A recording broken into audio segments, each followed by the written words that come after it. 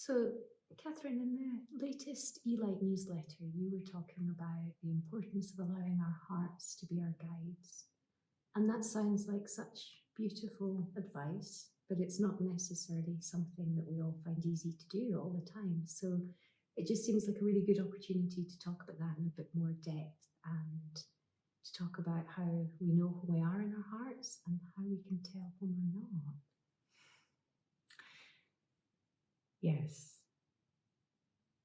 I think being in your heart is a very distinct feeling for me. Anyway, I have a very distinct feeling when I'm in my heart.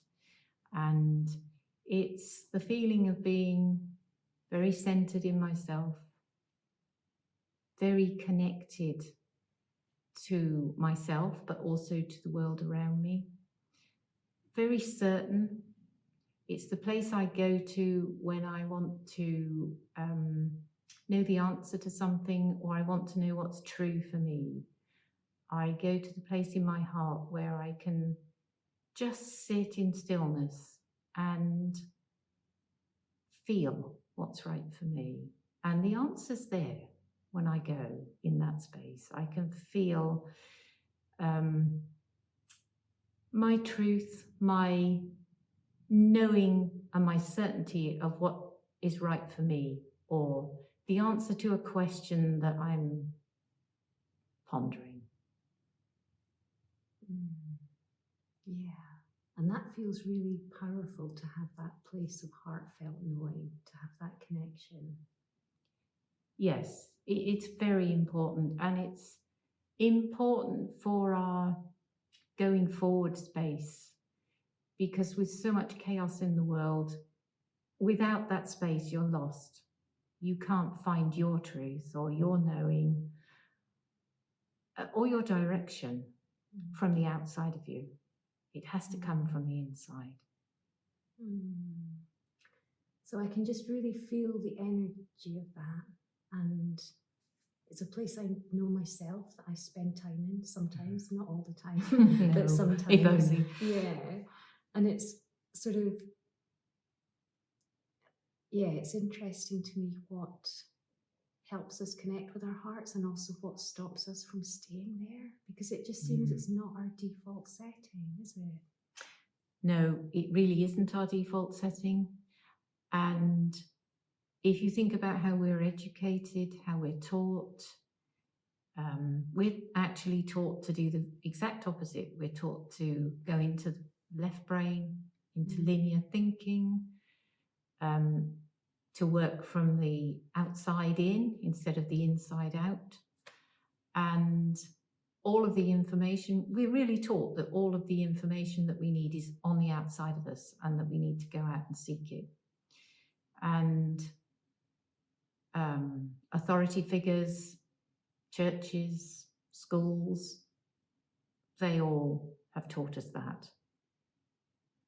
And so often, if we really listen to our heart space, we really listen to what's right for us, there'll be those on the outside of us that say, oh no, you don't want to do that.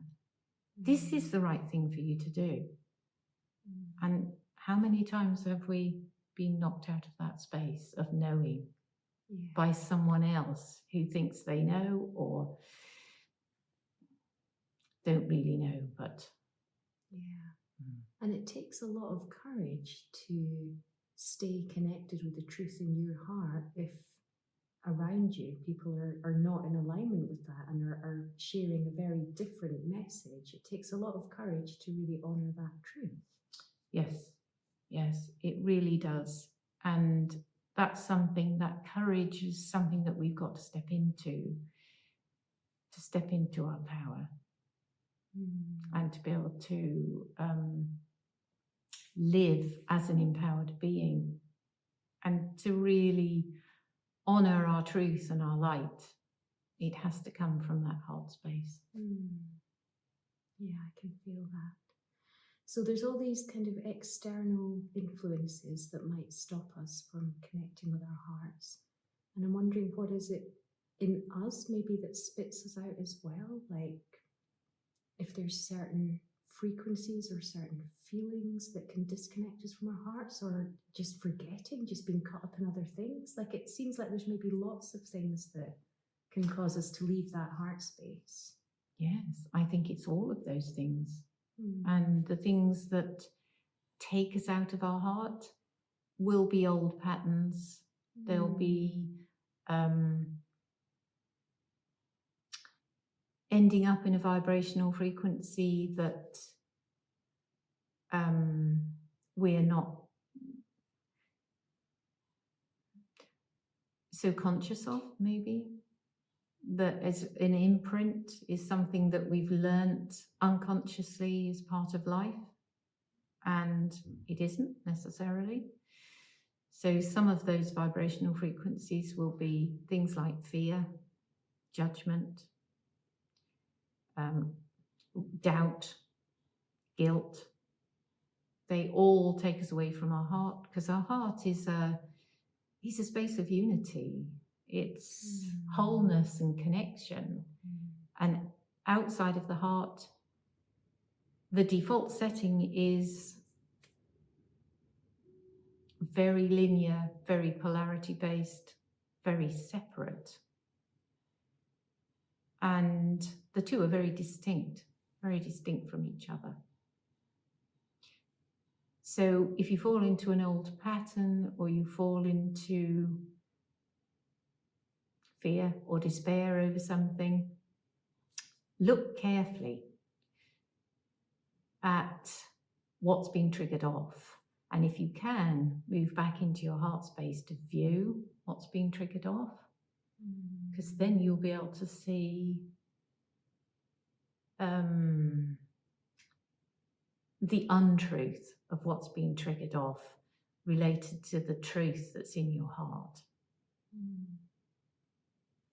Yeah, when you're describing that, there's that sense of the expansiveness of the heart is big enough to allow us to feel all of it and to kind of sort of be bigger than it.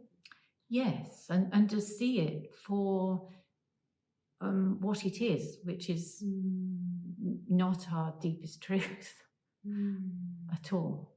Yes, something we picked up along the way. Yes, something that we've been programmed with. Not even consciously picked it up.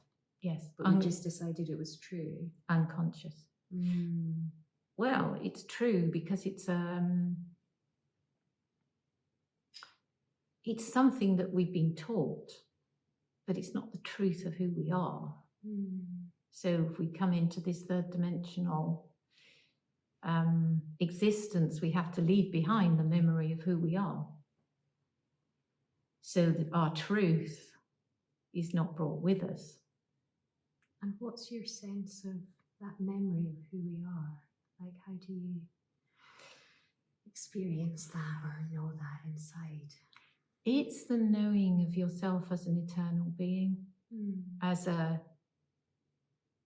reflection of your source, of the light being that you are. All of those things are left behind. So what becomes the default setting is what's here, which is what everyone else has been working on as a program, which is polarity, separation, survival. So recognizing that those are part of that kind of human experience or 3D experience, but there is something vaster that is wanting to express itself through us or come into form. Yeah, we have the opportunity now to bring much more of ourselves into awareness and fullness in this existence, because there is that capacity now. So it's possible to pull that part of ourselves through and to live from the heart in a way that wasn't ever possible before. But we need to release the old programming, bring it into conscious awareness so that we can see it. And by old programming, like the fears or the despair, that kind of thing. Yes, the belief patterns and the emotional response to life that have been built on fear as being a way of, or judgment Mhm. as a way of life. Mm. Yeah, thank you.